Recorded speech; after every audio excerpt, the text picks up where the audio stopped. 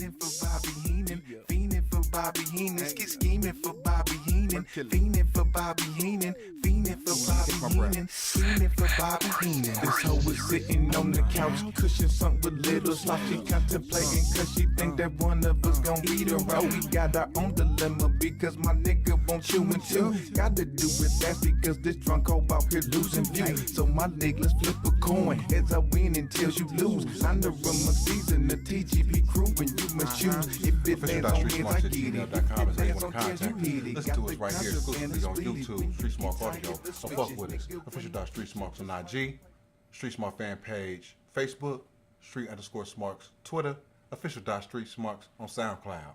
Street Smark Audio, Hollywood and the Foods, September 24th, 2017. Chill. Bobby Heenan died. What a big loss to the, what a big loss to the wrestling world. Granted that he hasn't really done, Bobby had jaw cancer, mouth cancer of some sort, oral cancer of some sort. And they had to take his mouth out. You know what I'm saying? Oh, shit. Yeah, the motherfucker had, like, no mouth. Like, all he had was this. Like, all this shit was gone. So, when you would see him at, conventions or whatnot, the few that he made, that he went to, you know what I'm saying? Oh, my goodness. His face looked like a sphincter. I did not know that. No shit. And I ain't no disrespect to the man, but, that's what it looked like. That's the clearest visage I can give you. Anyway. Yeah, definitely. So I want to talk about Bobby.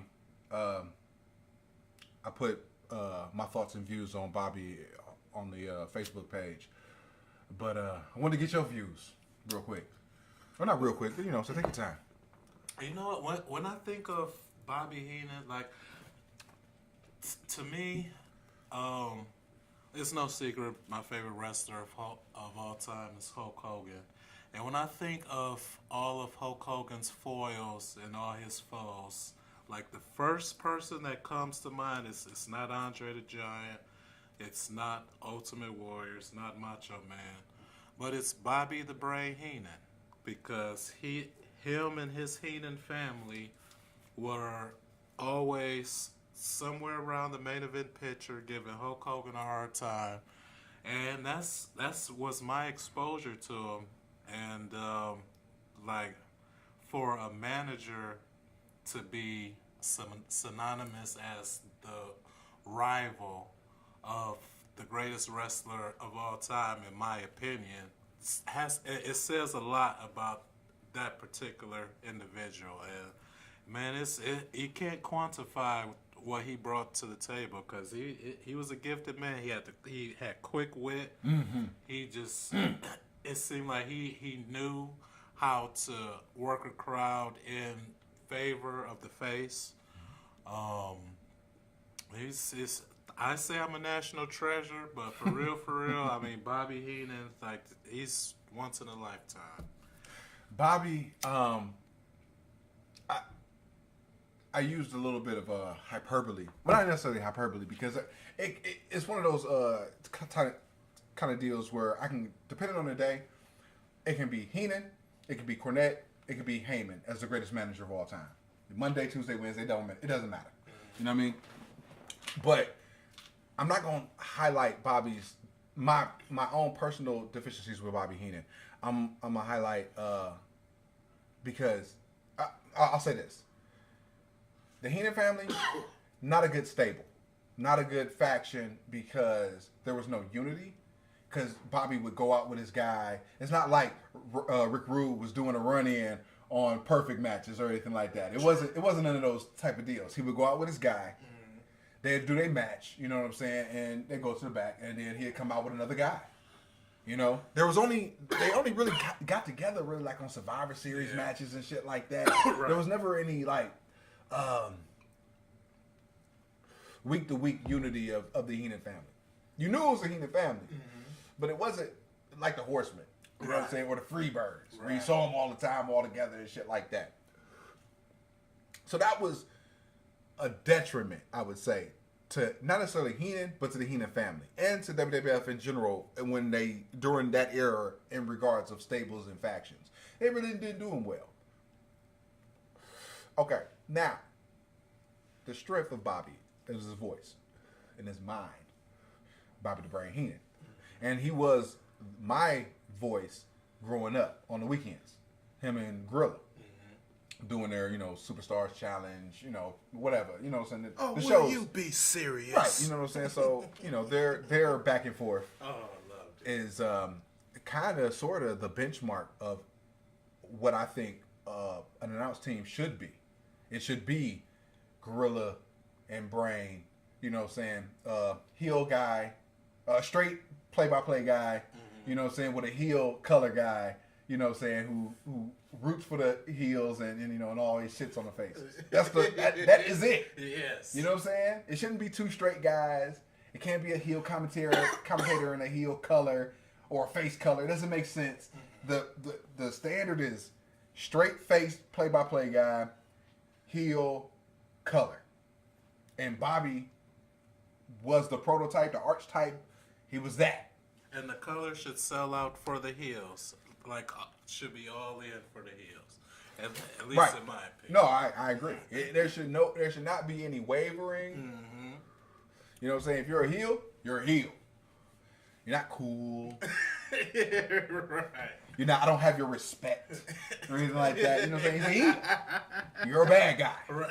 You're a low down, stinking, dirty dog. I'll spit on your grandma and kick your daughter in the ass. And Heenan exemplified that. He got those people over. Another thing that I want to speak on the detriment of Bobby Heenan. Some of the guys that he worked with, like Perfect. He didn't need Perfect. Like, that was a pairing. I knew you were going to say That was the worst pairing in the world. You know what I'm saying? Because Perfect didn't need to cheat. Perfect could talk. So what do you need Bobby for? For the rub? Perfect was going to get over on his own. And some goof said that Bret Hart made Mr. Perfect. How so? I don't know. So I threw out a questionnaire. It was they all had Intercontinental title belts. So it was Perfect, Bret, Shawn, Razor. And I said one had to go. Brett. Bret goes. Out of those three, to me? Out of those four, Bret goes. Razor goes. Think about it like this. All right, and the only reason Razor goes is because without the other three, where is Razor having his good matches? I'm going to tell you my criteria on why I say that. I'm thinking purely of a who made the belt cool standpoint. And I mean, go ahead. like, you know, saying Brett, I mean, at least for me, Brett wasn't Brett until after The second title reign. world title reign. Yeah, the second world title reign. Right. Yeah, that's what I meant. The second world title reign. But during Perfect's IC run, I was invested. During Okay. Shawn's IC run, I was invested. During Razor's IC run, I was invested. During Brett's, I didn't give a fuck. So that's why I And he said was kind of a transitional IC champion, honestly. Like, they really didn't know what to do with him when he had the IC belt. He didn't really have any good feuds. He won it from Perfect in a great match. He lost it to Piper. Did he even get it back? I don't think he got it back. And then he lost it to Bulldog. When did he get it back? Couldn't even tell you.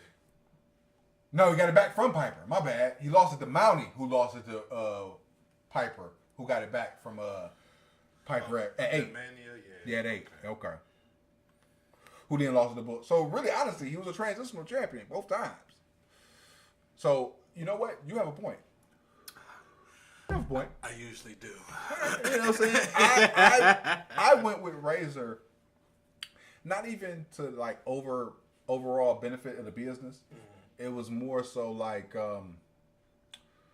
what did they do with the belt? Did they elevate the belt? And now that you highlight that point with Brett, it's like, shit, you know what? Nah, he really didn't. But Razor, in my defense of accusing Razor, without Shawn, Razor he had a good match with Jarrett, but that's about it. Yeah, and yeah, because really the ladder match at 10 is what, you know. Those are the standout matches. That- So without Shawn, what are we having?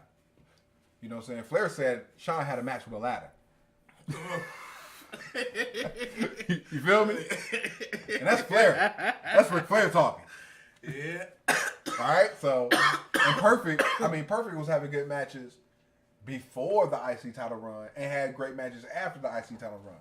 Razor really wasn't having great matches before the IC title run. During the IC title run, was having great matches with Shawn and Shawn really only.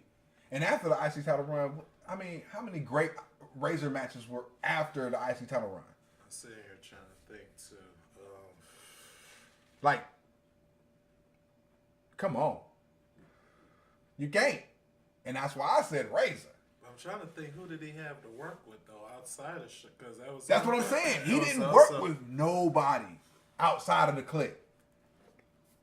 You know what I'm saying? So that shows you that all his matches were staged. And then you said Jarrett, but like who else was there?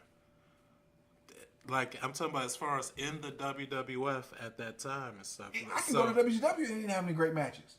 He didn't have a match over 3. Well, he was a drunk by then. I mean, yeah. I can't even. I think they had whatever.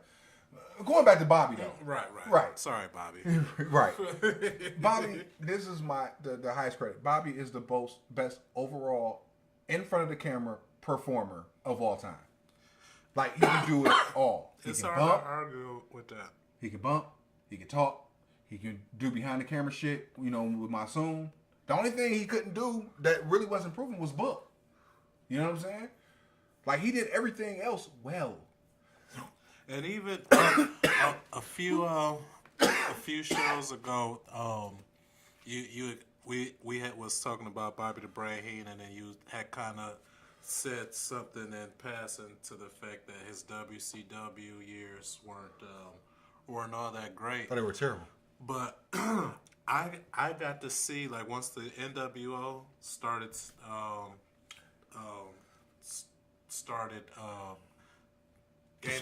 gaining traction and stuff. Like I could see he was trying. I don't know if he was trying or if he was like had legit disdain from them, but like from that period, I could see the face, what the Bobby the Brain face type character would look like. It was crazy because he was still a heel for the WCW shit, but then anything he was a heel for Hogan. I mean, he was a face for Hogan. He would flip. You know what I'm saying? Like, that's all he did. He was a heel, you know what I'm saying, burying Hogan on the mic, you know what I'm saying? He buried Hogan, you know, in the booth, okay? So when he goes to WCW, he does the same shtick, you know what I'm saying? He aligns himself with Flair for a hot second, you know what I'm saying? Which, oh my God, if there would have been another Horseman revival, with Heenan as the manager, that's where Bobby goes. JJ. Fuck Gay Dylan, as you called him.